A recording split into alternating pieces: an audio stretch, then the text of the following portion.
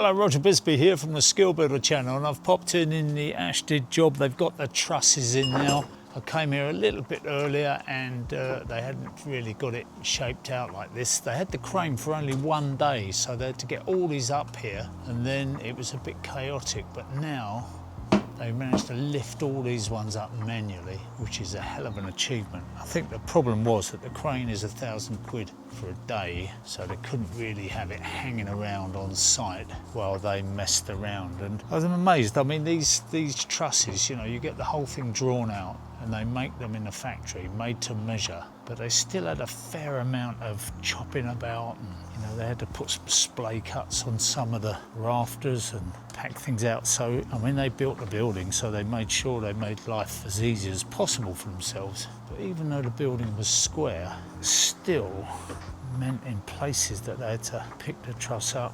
And at some point in the proceedings, they've got to go round and they've got to put shoes on all these joins, what they call truss clips. And these guys have done an amazing job, really, if you think that they've had very little in the way of infrastructure to help them. This is what they were after, this big room in the middle. This is going to be the skylight, the lantern. Downstairs you'll be able to look up at the sky, and then all these rooms will be built around it. So they have managed to grab themselves a fair amount of space here, but it hasn't been easy, and it did require redrawing the whole of the roof. So there was like a 6-month delay on it while they were sorting all this out, working out what was possible. It's going to be slate on this roof, so that's going to be an interesting job, isn't it? And especially round the end there's a kind of sort of turret affair. It's quite complex.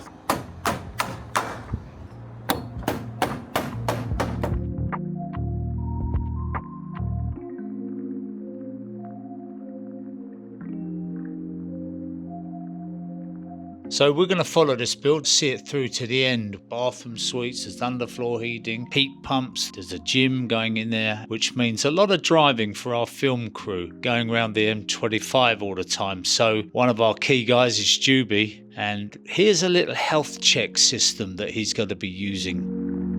Today's sponsor is Carly, a diagnostics tool that gives you proper insight into modern cars. Now, this is actually the car we use for a lot of filming days, Juby's BMW 530. It does big miles and carries the kit and crew, but when you rely on a car like this, you also want to know it's healthy, not just assume it is. So while we had it here, we decided to plug Carly in and see what the car can tell us. Carly is a small device that plugs into the car's OBD port, and with the Carly app it gives you access to manufacturer level diagnostics and features for BMW, the sort of information you'd normally only see in a dealer or specialist garage.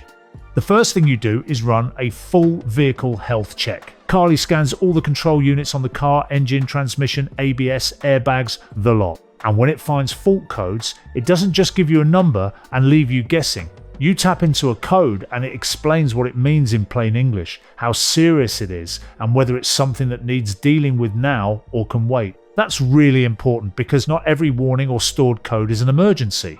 On a car like this 530 xDrive, Carly lets you customize features that are already built into the car. Things like disabling the automatic start-stop, enabling needle sweep on startup, or adjusting how the dashboard behaves. They're small changes, but they make a noticeable difference to how the car feels day to day. And it's all done safely through the app.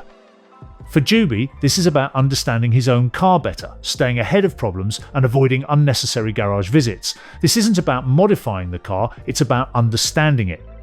If you want to try Carly yourself, you can get 15% off using our code, SKILLBUILDER. Use the link in the description to check what features are available for your car. Carly works with vehicles from 2001 onwards.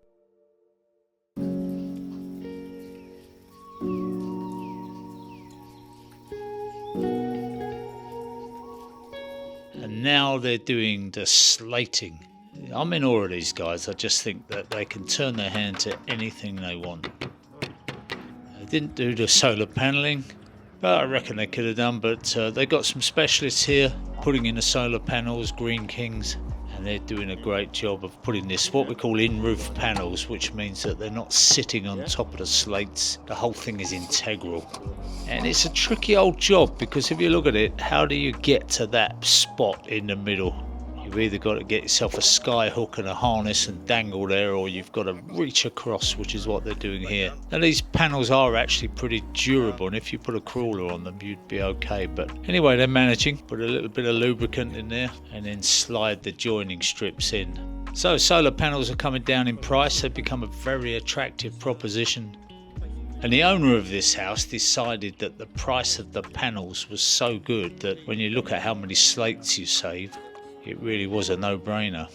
And he's going to be set up with a fair amount of electricity all day long, summer and winter. Bit of a tricky job moving these panels across the roof, but these guys are used to it. They've been doing it for a while now, 15 years apparently. And there's a lot of different types of panels around, so they've had to get used to being able to handle and fit different makes. I'll tell you what, mate, every so often you deserve a bit of luck, don't you, you know?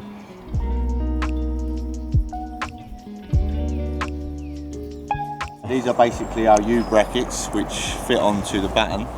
They basically slot in. You'll notice that they've got a bigger side here and a shorter side here. Oh right, yeah. So this slide slots into the existing panel, and that would then leave the next panel to sit on top.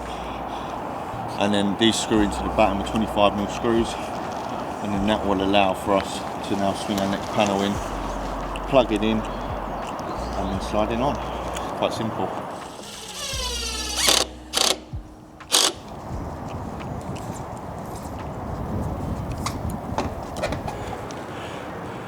Come in, slight little click there. You there? Yes. In.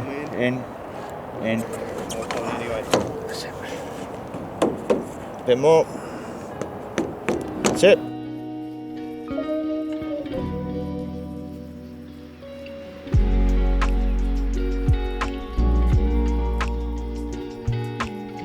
This is on the other side of the roof. You can see that the turret is dissecting the roof nicely there. So they're going to get us kind of a mirror image. The whole thing will look pretty symmetrical. Now you can see these are in the shade slightly at the moment. Not that much shade. But there you are. That's the roof all slated up. And they've got themselves a dry hip and a dry ridge system on there, which saves a lot of pugging around, and it's actually a lot more secure. So if the wind blows hard, nothing on that roof is going to move. It'll take a hurricane force gale. And the panels are also nicely dropped in there.